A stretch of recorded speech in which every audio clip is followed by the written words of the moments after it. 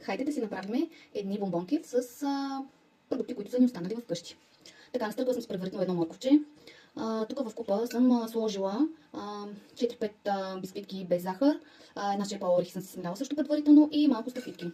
Това всичкото го слагам тук вътре, при морковчетата. След което добавям 2 лъжички кокос. Така. И сега ще добавиме 3 формички, които предварително съм накиснала в топла вода, за да станат по-мекички.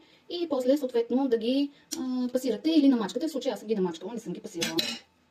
Това ще ни е лепкавата смес, която ще ни направи бомбонките. И сега всичко умешваме.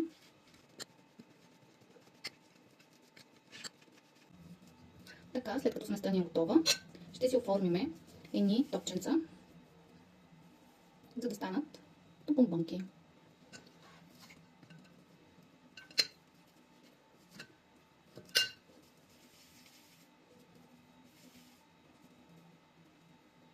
След като са ни готови бомбонките, ги потапяме в кокос.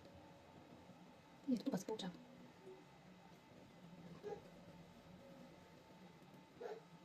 И това са нашите бомбонки. Бързи, лесни и много вкусни. Отиват в хладилника.